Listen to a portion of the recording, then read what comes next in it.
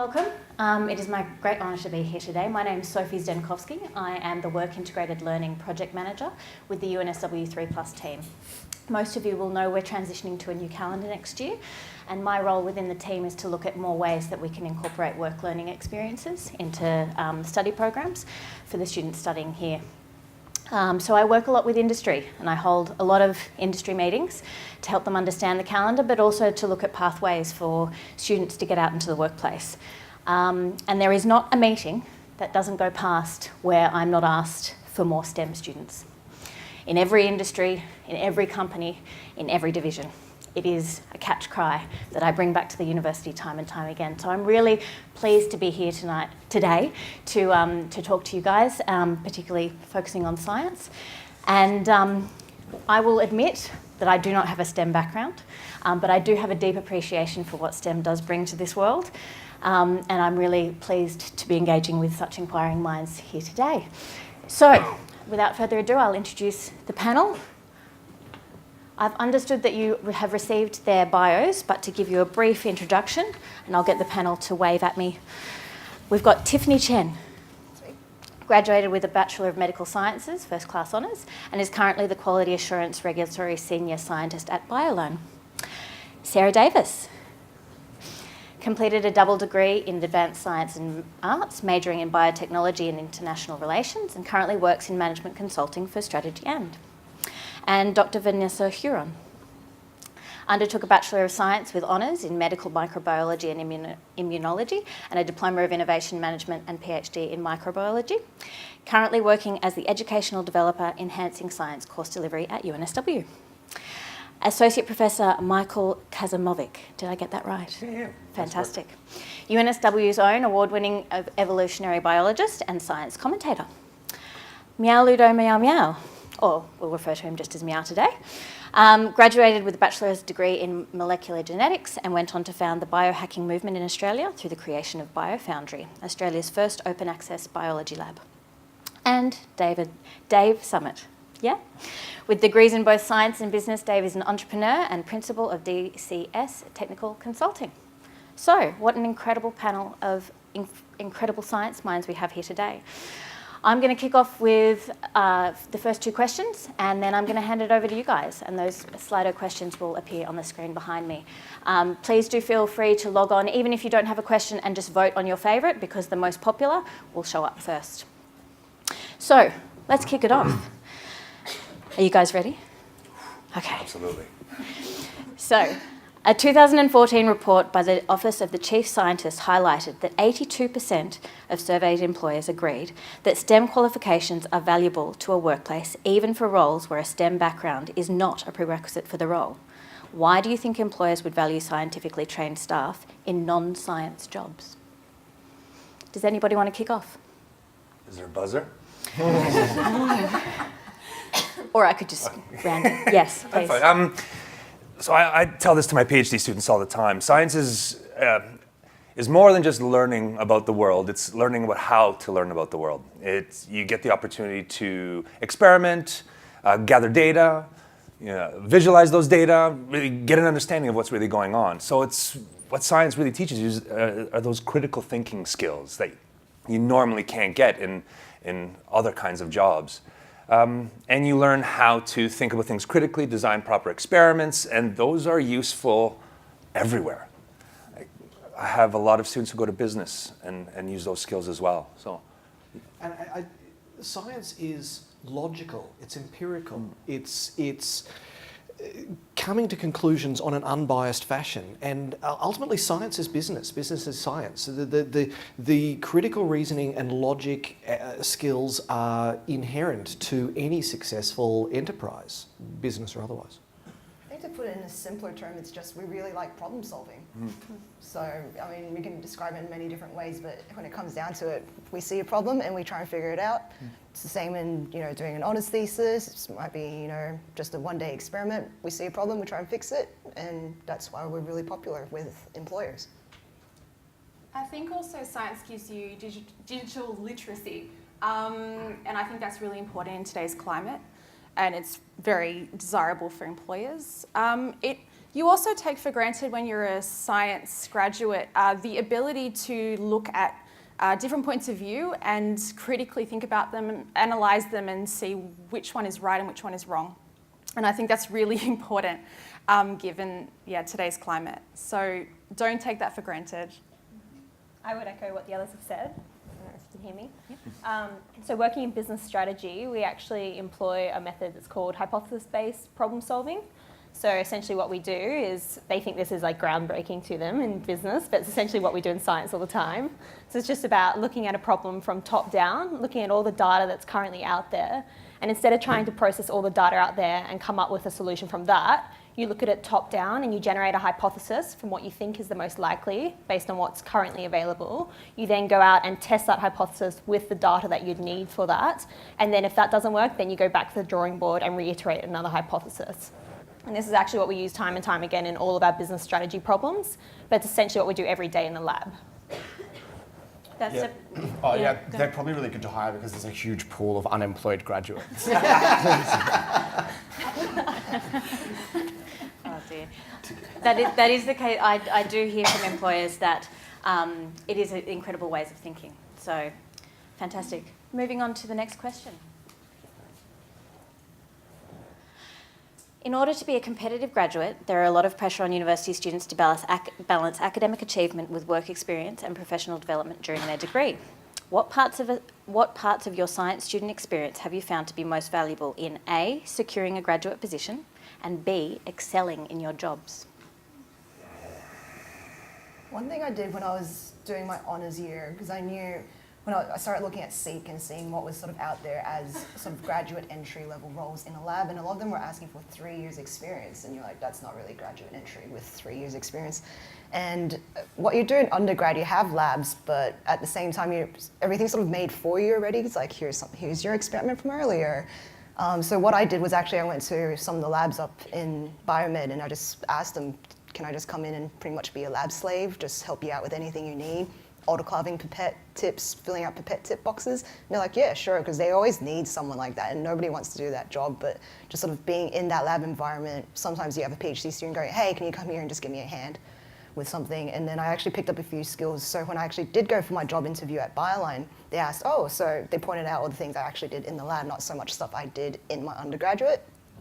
And they're like, oh yeah, this is really good stuff. But what actually, I think, landed me the role at Bioline was something on the extracurricular page for my role, and that was, wait, you played rugby? Like, so I think that's actually what got me the job, because it was just something that set me apart. It wasn't really something, I know someone earlier highlighted, you want to do something science-based that sets you apart, but sometimes just being something interesting might set you apart. Because when they call you in, they've already looked through all your skills and stuff. Yeah, it ticks all the boxes, but how is this person, would they actually fit in our team? Are they friendly? Can we chat with them? And that's, I think, one way you can think about how to set yourself apart. Yeah, absolutely. I definitely agree with Tiffany. So I've always mentioned to students when I've been teaching them in undergraduate courses that I think the best way for you to find out if you love something is to try it. And it's always a great experience. Either you'll find out you love it or you'll find out you hate it.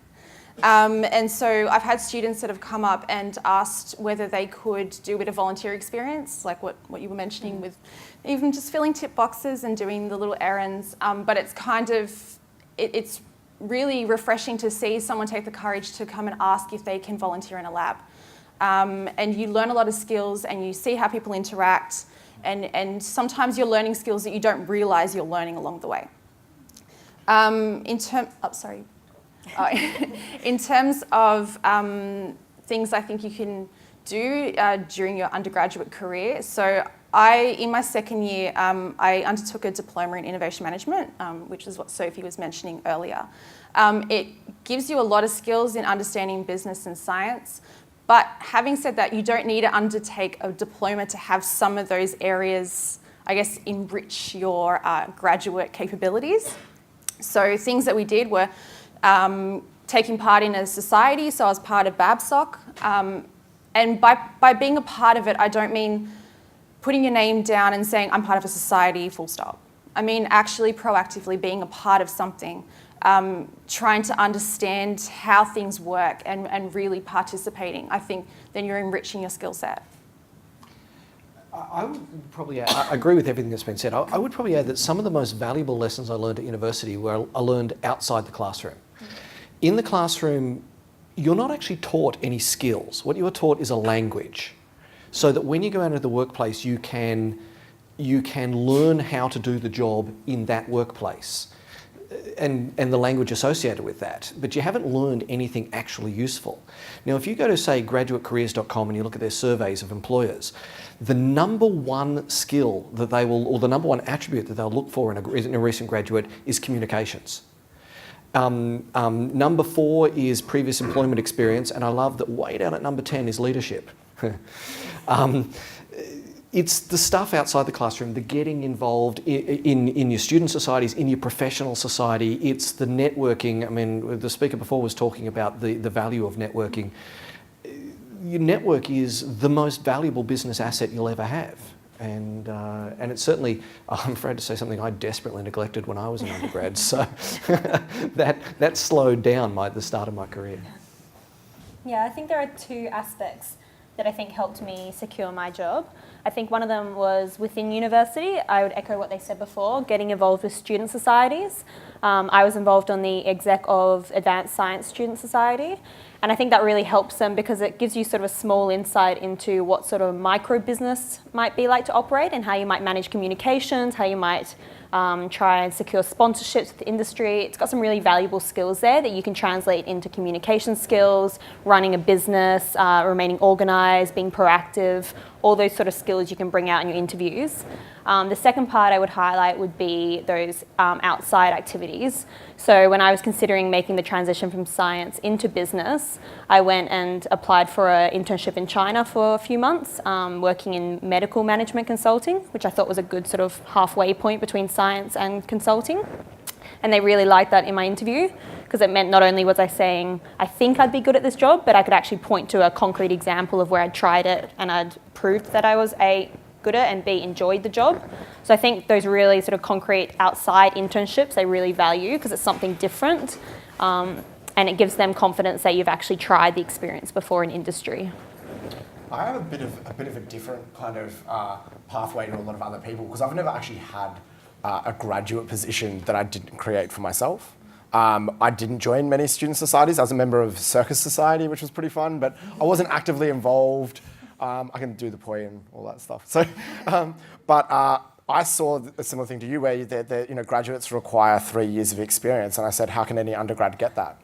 And like my WAM when I graduated was 49.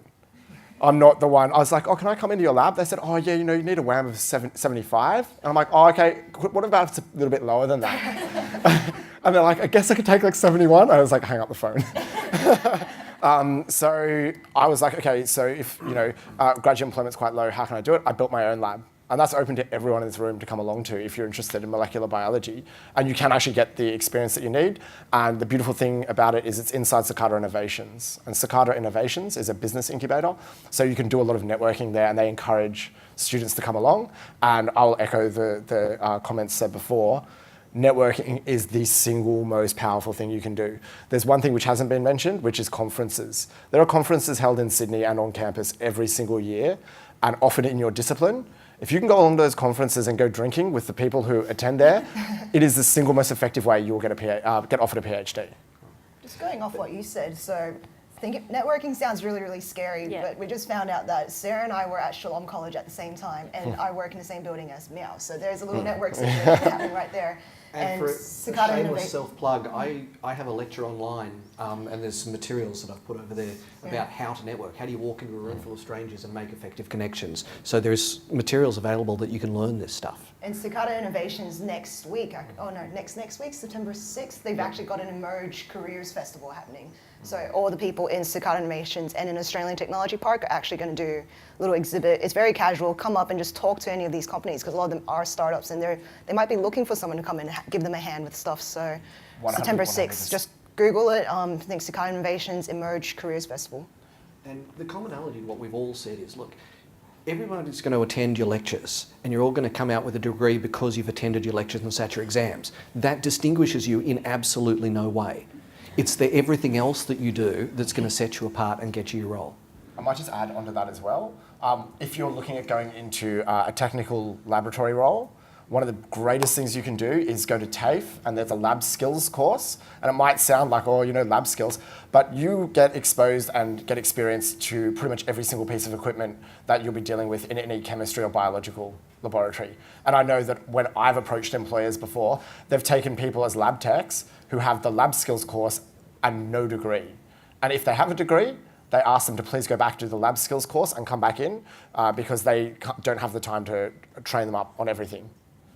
I'm going to say one thing though, because I would like to disagree with you on one point. Not email. David, I think, was it? Yeah. Going to class is extremely important.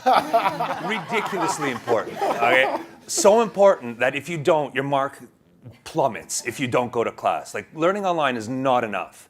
When everyone's talking about networking, you're networking with your fellow classmates. That's the best network you're going to make. Because those people are in it with you, you're working together, you're solving problems together, you're all going to get jobs together someplace, you're going to know each other. And the other thing is, when you're in that classroom, you have the attention of your professor in that classroom. That prof is an expert in their field, and they've been there doing that stuff for years. Not enough students take advantage of the fact that they have an expert there that they can talk to at any time about anything. We are not unapproachable. I love interacting with my students, and I don't get it enough because they don't come to class. The best part of university was drinking with the people that I hung out with in classes. Yeah, and that just shows my age because I didn't even think about online learning. I was just talking about like you either go to class, you know. So you're absolutely right. It is important to have a balance. Yeah, definitely. I can see the halfway point here because I think networking is important. I also think going to class is important, and that's because in a lot of instances, the first thing that an employer will receive from you might be an academic transcript, and so they might want to. You know, it's okay. You know, maybe in your first year, you might have slacked off a little bit, but as long as you're kind of showing that you're performing well in your third year and it's quite consistent, I think that's okay. Yeah, I failed my first year of university. Got kicked out. Yeah. It took me 7.5 years to graduate.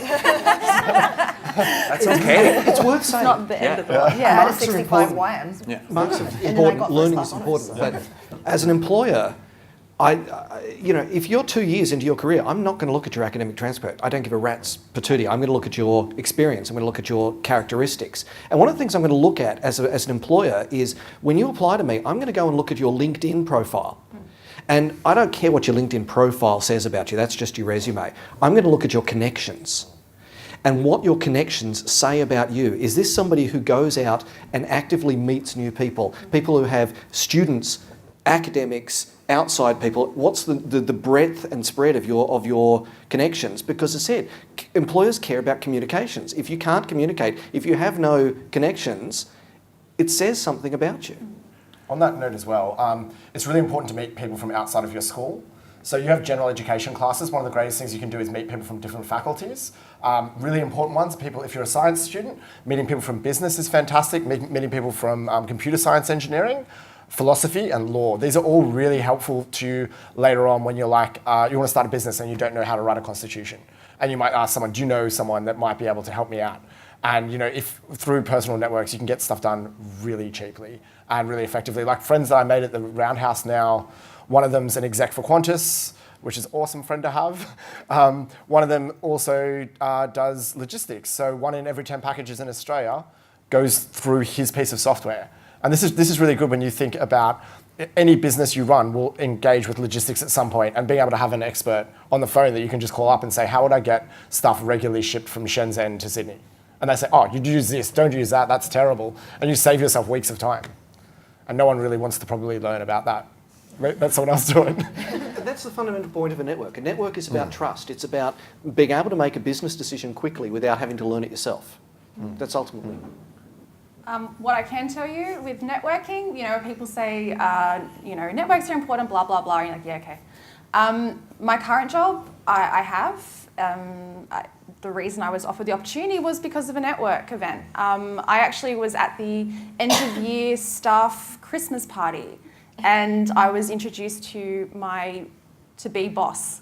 And I spoke to him, impressed him, and got his business card. And then I was turning up to talk to him about something else and found out I was in an informal interview and got offered a job. So networking is really important. Fantastic. We have a very passionate panel right here. They care about your futures. I guess I can definitely reiterate, this experience goes across to every student across the university, that getting involved counts, and where it counts most is where you meet people. Networking can sound like a really scary word that you've got to sort of plan out and map out and expand. It's essentially, to use Dave's words, meeting people. And meeting people through getting involved, and meeting your peers, and meeting your professors, and meeting any industry connections. And that network will evolve rather than you having to map it out. So incredible advice, and I can't echo it enough. But hopefully by now you've submitted some more questions for this incredibly passionate panel to answer. So let's have a look.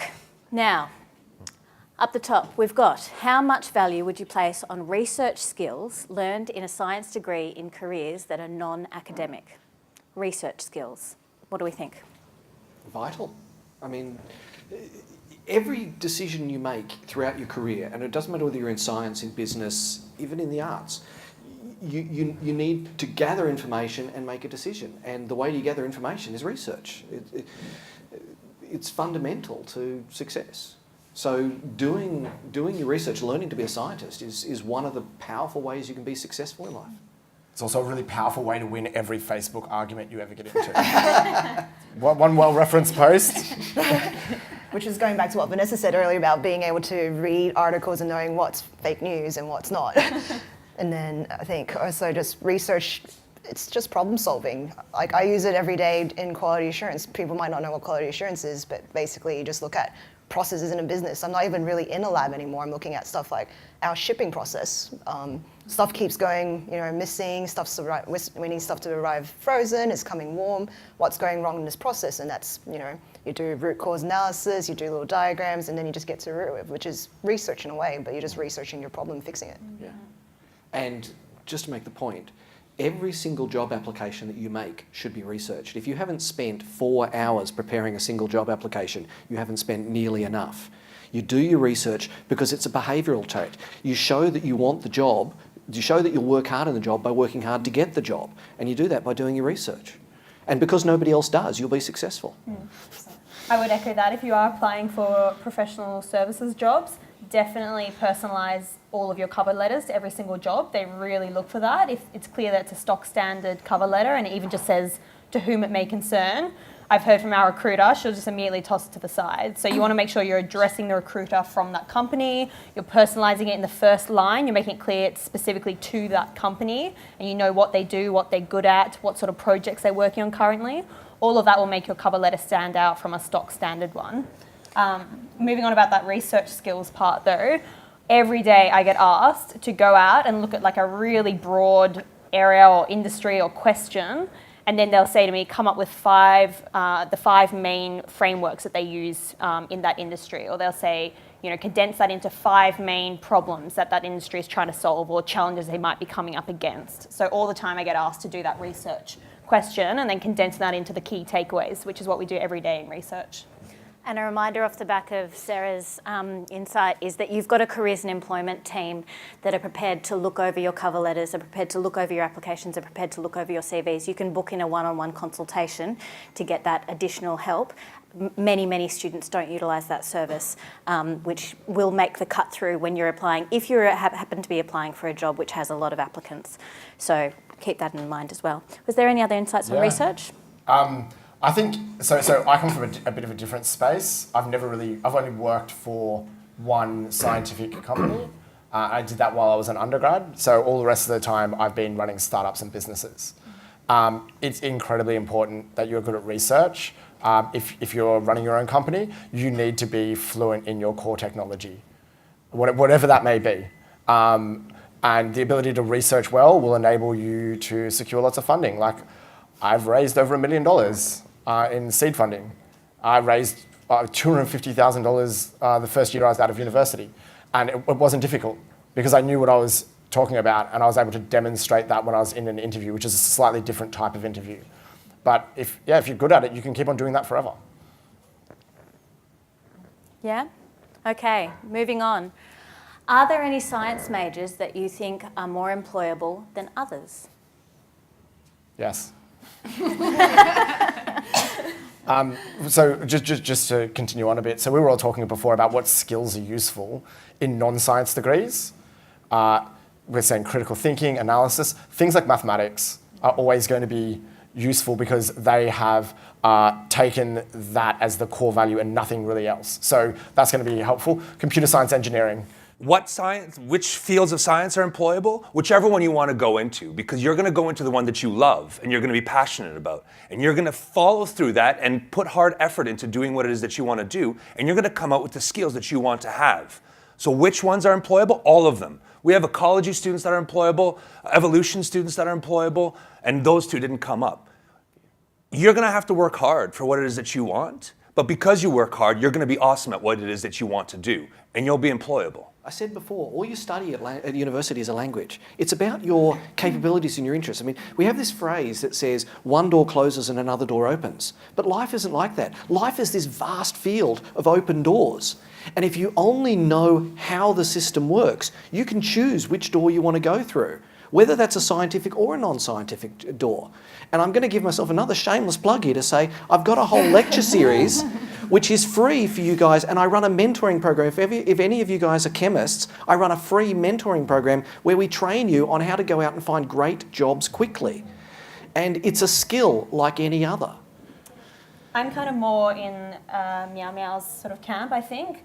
Speaking very honestly, for my job, what I do wish I had more experience in at university is Excel and quantitative skills, because they come in really handy in any sort of analytical job or analysis. Having said that, it won't stop you getting a job. I studied molecular biology and I still managed to get this job. It just means you've got a bit more catching up to do and you'll have to learn a bit faster than your other peers who might have done engineering or computer science, and they're very comfortable with quantitative analysis and processing Excel and things like that.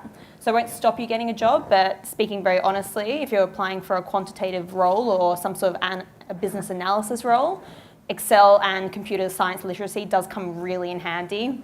It won't stop you getting a job though. From my experience, I'll be honest, I was a little bit nerdy when it came to deciding on my program and my major. I actually looked at the endpoint. And I know you don't always know exactly what the endpoint will be, but you might have an idea of some of the areas you're interested in.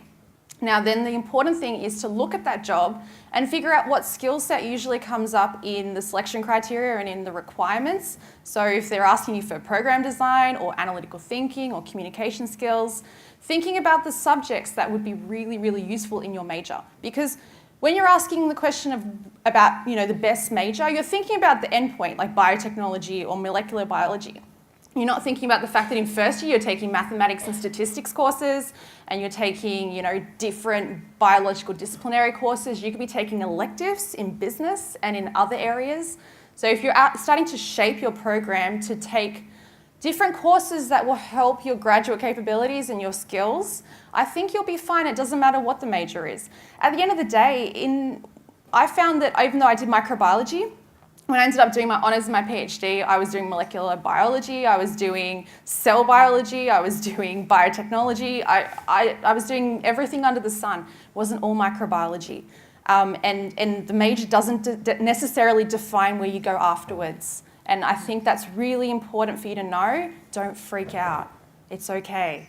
You'll learn lots of skills no matter what the major is. And you can also learn the skills once you get the job as well, because I went in as it was a very broad term, was just like technical assistant essentially at Bioline. But I went in and I tried a little bit of everything. I helped pack products. I worked a bit with the logistics team. I was in the lab. Because, you're going in as an undergrad and they might have some stuff for you, but why not just take the opportunity and just learn a bit of everything? And I think because I knew a little bit of how to do everything in the job, when the company got bigger, we needed to get ISO certification. We needed someone especially in charge of quality assurance about all the processes. And that was me, because I just knew how to do everything. Just because when I first went in, I just tried a little bit of everything. So don't worry about, your major is going to dictate, like what Vanessa's saying. Your major's not going to, put you in a box. I did microbiology and molecular biology, and then now I pretty much don't touch that stuff, and I just do all the processes, because you just pick it up on the job. If you start off at your undergraduate career and you're thinking about a certain major, and then you decide to change, because you find something you like along the way during that degree, that's okay too. You can change your major. It's, obviously you need to reconsider your subjects, but you can do it. I think be passionate. If you're really passionate about your major, attack it. And then you'll research so much into what you need to do to get a job in this field. And as long as you're passionate, I always joke about people in other fields. I'm like, why am I still in science? Because in reality, it's not the most highest paying sector out there. And why am I still in it? It's because I really like science. I'm passionate about it. And that's why I'm sticking in this field, really, because we're all really passionate. Something that's also really useful, if you can't do it on your mobile, you have to do it on your computer. But if you're part of LinkedIn, follow and be a part of the UNSW community. It's a really, really good source of finding information, and a lot of people don't realise they have it at their fingertips. You can actually find out about your alumni from UNSW. So if you're interested in finding out about an area or a job, and you want to know what their degree was in or what their skill set was in, you can actually see who comes under those particular parameters, and you can find out what they did. And that helps you to get an idea of what you need to do. I would echo what you were saying about just sort of potentially, if you don't know what you want to do, just picking something that you really enjoy, because knowing that you're passionate about something, that's going to make you do well in that subject and actually want to pursue that subject and actually attend your classes and actually learn about that subject. I was a bit less structured than Vanessa. I didn't know what I wanted to do when I went into university. So I just went with science because I'd done well at it in the past. I knew I kind of enjoyed it. I was quite interested in it. And I did arts because, same reason, I was really interested in politics, even though I didn't quite know what I was going to do with it. And throughout my whole degree, everyone was like, advanced science and arts, such a weird combination. But it actually paid off in the end, because my job thought it was like a really interesting combination, and that you're a really well-rounded person, and they really enjoyed the fact I literally just pursued a really interesting combination of subjects because that was what I was really interested in, and because of that I did well in those subjects because I was genuinely interested and passionate about them. So I think if you're stuck for what you want to do, just pursue what you enjoy for the moment, and then you can always have a think about what you want to do with that degree coming out of it if you're not as structured from the beginning, as Vanessa and more organised people are. So. And if Meow Meow teaches us nothing else, it's going to be there's no structure to your whole career. Like for most of us, you don't pursue one thing and say, I'm going to do that for the rest of my life. You're going to be presented with opportunities. As long as you're open to opportunities, as long as you use that most powerful word, yes, I'll give that a rip, you're going to find something you love. Yeah, I've gone down heaps of rabbit holes. Like, I've done politics and then emerging technologies now. And it's so far removed from what I was doing when I finished my degree. But yeah, definitely, I've said yes to almost every opportunity, and it's landed me in interesting situations. Yeah. Fantastic. Well, speaking of interesting situations, a question near and dear to my heart about internships. I can't afford an unpaid internship. What do I do? Yeah, I would say straight up, start your own business. I couldn't afford an unpaid internship during my final year of university, so I started a genetics testing business. And by the end of the year, I had a lab that was comparable to some of the labs at UNSW that my lecturers were using. In fact, it's because I pulled all the equipment out of the dumpsters behind UNSW to set up the lab. But the other thing is you can get a paid internship. There's no reason why internships have to be unpaid. I think being okay with the fact that your first job might not be your, dream end of the road job. Sometimes you'll look at your skill set and say, okay, this is where I'm at right now. And finding a job that you can identify that you'll have transferable skills that then you can take to the next job, and you can start acquiring more skills to get to where you want to be, I think is really important. I noted pretty early on that although I had a lot of communication and program experience, I didn't have the formal experience that they kept asking me for. And so I actually started as a lab tech in a high school. And I was doing that job, and then I was volunteering to help out with some programs at the school. They noticed that, and they needed someone to do a careers and transition advisor job, and they offered me that position. So then I did that. I got some program experience, and I came back to UNSW, and I was working as a student advisor, and then came to be my job now. So it was essentially transferable skills and acquiring that and moving to this position, yeah. So, There's no right path. There's no wrong path. Whatever you do, whether you do an internship, whether you don't do an internship, whether you do work experience, whether you don't do work experience, you're going to go out into your career, opportunities are going to arise. What you do when you're 65 is going to be absolutely nothing like what you do when you're 21. And so if you can't afford to do an unpaid internship, and I hate unpaid internships. they're illegal. They're illegal. No one should be giving you unpaid internships. They're Science illegal. is like the only career field that does these unpaid internships. I found out when I went Science? into. No, there's heaps in business. Yeah. Oh my God. Everyone I know Marketing I business, work heaps with of them. that stuff. Yeah. They're not strictly illegal, but they are inadvisable. And If you're doing work that somebody else would be paid for doing, it is illegal. Fair Work Ombudsman, just tell them. Absolutely. Illegal. And again, back to the research, make sure you do your research and have a look at Fair Work Australia. They do have very strict outlines. You can undertake work integrated learning courses and undertake work in association with those that is unpaid, but for the exact reason that the panellists pointed out, they are very restricted hours. In fact, you're looking more around 100 to 140 hours maximum to be done unpaid. If you do anything further than that and it's outside of a work integrated learning course, you should be looking for paid work, to reiterate. But yes, do your research and make sure that you're well informed when looking at those opportunities. For students that are interested in sourcing these paid opportunities, is there any advice about how they go sourcing? CSIRO has put together Ribbit, R-I-B-I-T. You guys can put your application online. And also, there's other employers who put their applications on looking for people, students specifically, who don't have much experience and could gain experience in some kind of a role someplace. It's usually minimum wage, but it gets your foot in the door. It gets you an opportunity to work with the people that you want to, or the career path that you're interested in, meet people. So it's usually a pretty good opportunity. If anyone's interested in just teaching themselves and kind of learning that way, their local council always has grants. You can always get a grant for $1,000, pretty much from any council at any time for an interesting project. And that's enough to get you started on a basic waterways project or something like that. It shows a lot of initiative, and you can kind of learn as you go. There's lots of resources online, so you don't have to rely upon anyone else. Because I think it's very easy when you start going to look for these things, you see roadblocks, like, that will be in 3 months that they'll have a position open, or, they don't do internships, so you just kind of get defeated. But at any point in time, you're all scientists. If you started a science degree, I believe you're all scientists, and that means that you can just go out and do your own thing. And it's not going to cost a fortune. If you have a cool idea you think other people will be interested in, you can crowdfund it, and you can also crowdfund experience. So there's a huge international network of biohackers or non-academic or corporate molecular biologists and people generally interested in those fields who are there to support you. And we have things like safety, with pretty much every skill you can imagine, even things they don't teach at university. And it's not going to be the same quality as university education, but from a practical perspective, it will be a lot better.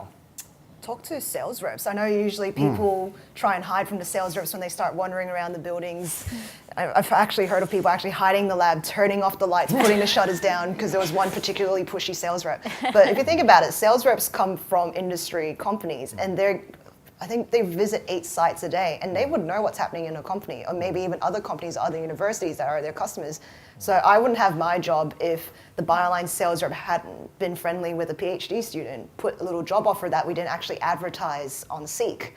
And she actually gave the job offer to a PhD student. The PhD student didn't want it, so she just put it on through the internal email communications at UNSW.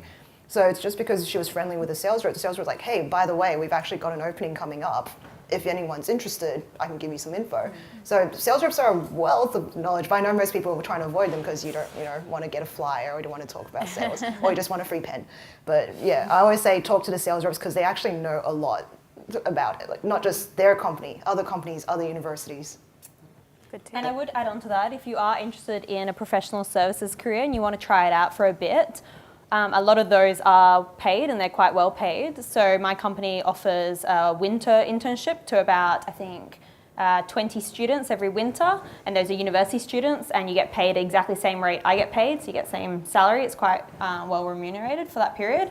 And then even if you don't enjoy that, you can use that money and take that to fund a science internship if you want to, or take that and try to start your own business like Meow Meow was talking about.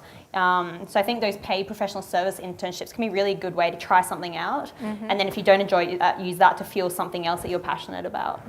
Absolutely. There are lots of large corporations looking for science students, and even if you decide that it's not a career path for you, it can pay the way forward and it can give you some really incredible transferable skills. And the two things I would add is, what's a paid internship? It's a job, right? So getting yourself a casual job in your area is a foot in the door, and also your professional society. I mean, you know, the Royal Australian Chemical Institute has 4,500 members who want to help young scientists if we just know who you are. There's also some different opportunities around the university, so definitely keep your eyes peeled. One of them is the Students as Partners program, where they take talented students that show an interest in a particular skill set and have been refining that during their degree, and they get to work on projects and also get paid for it. So they're building that, they're working on a project so they can say that they've done that particular thing, and making networks at the university too. Okay, let's squeeze in another question. Have you done an honours year, and would you say it impacted your current career in any way? I did honours, so with medical science, I think it's almost expected that you do the 4th year honours year. So I did it with Rebecca Labard, and how it impacted me, I think it's not so much what I learnt, so I was doing real-time pieces. My honours thesis in a nutshell was I was doing microbial source tracking, so I was looking at water samples and then looking at specific genetic sequences for specific bacteria in the water, and you could actually trace back to where the water pollution came from. It was not so much the skills I learn't with that. I saw that I was using a Bioline product, so that's how I was even familiar with the company name when I saw the job ad come through. I'm like, hey, I use their real-time PCR reagent. But what I really found helpful was just Rebecca was a great mentor. So going back on that mentor thing that Nikki was talking about, she was really patient. I think if I didn't have fun in my honours year, I probably would have dropped science and picked something else. But I think just Rebecca was really, really, nice. She sort of mentored me along the way. She took time out to sort of look over my thesis and sort of just kept encouraging me. It's like, oh, this looks promising, do this, maybe try this. And just because I had such a relaxed time, and I came out with first class honours, so that sort of helped. But she just sort of helped keep that fire and passion for science going, and that's what I found probably the most helpful in my honours year. I think it's a bit of a litmus test. Like, you work out pretty quickly whether you want to be in like a research field or whether you want to be in more like an applied technology field. And they're very, very different entities. They both require money, but the way the money comes in is completely different. So the way your whole job and life is structured around that is very different. I did an honours degree. It's basically expected with advanced science that you go do the honours degree. I went out and actually got an honours degree at the Garvan Institute, which I think did help me get my job here, because a lot of people have heard of the Garvan Institute. It's very well known kind of publicly. So they liked that in my interview. They're like, oh, the Garvan Institute, like, we know that's quite well known, prestigious.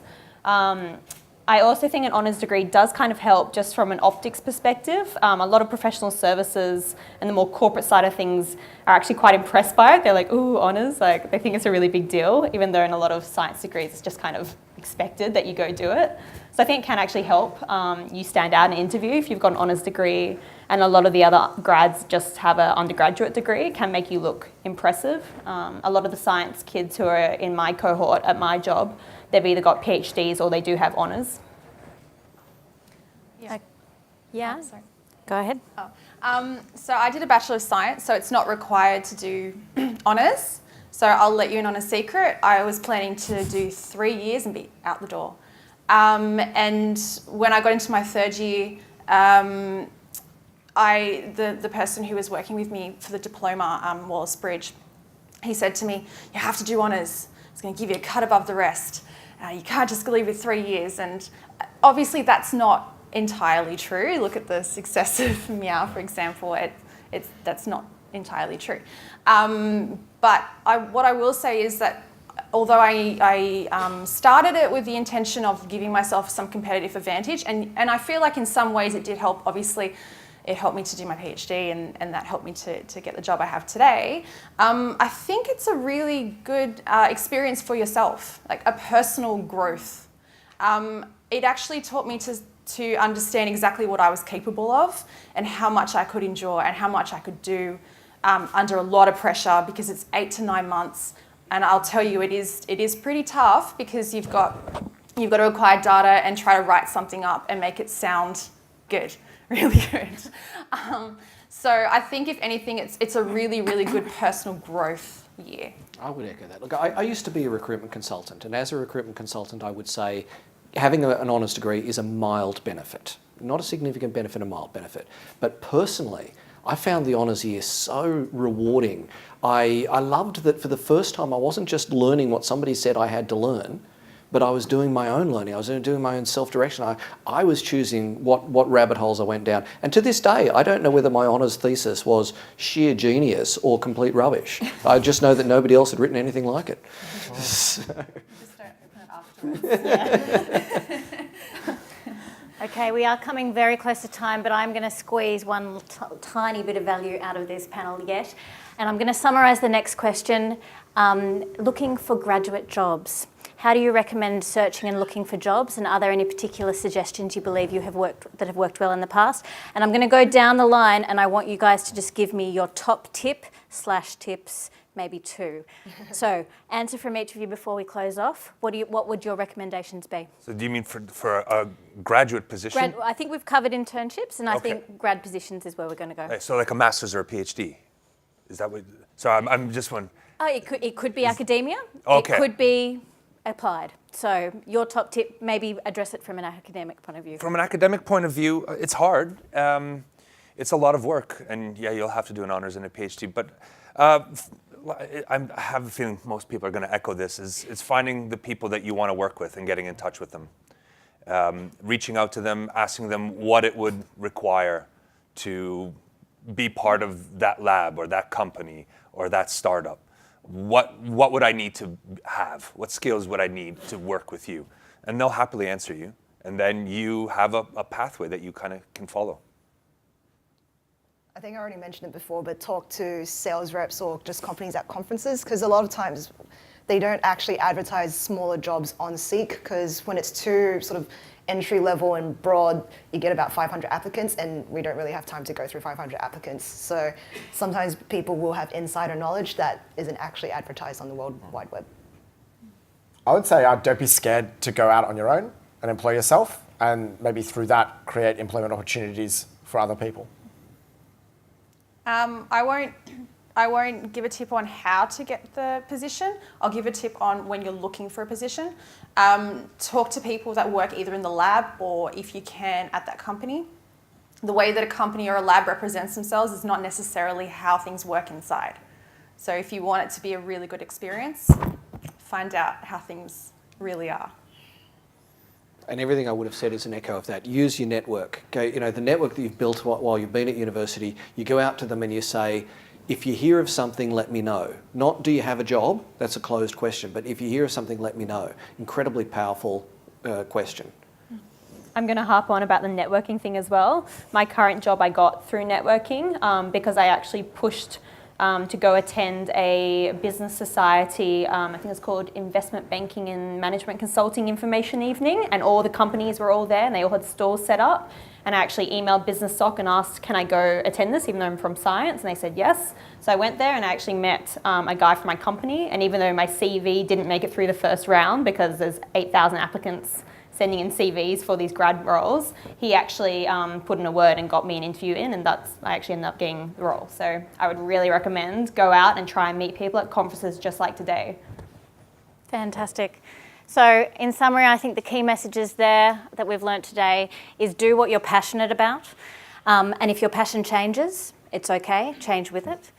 I think get involved, do lots of activities, try out new things, see what works, see what doesn't work. Sometimes what doesn't work holds a more valuable lesson. And meet people. It'll form a network. Don't stress about what that network will necessarily look like, but go out and meet people everywhere that you possibly can, and then connect with them on LinkedIn, potentially. Okay, I'd like to call Violet to come on stage to help me thank some of the panellists. We have some small gifts to thank them for their time and their passion and energy. I think they've given some incredible insights today. They obviously care a lot about your future in the room and the future of science grads. So a big thank you. Can we all give them a round of applause for their time?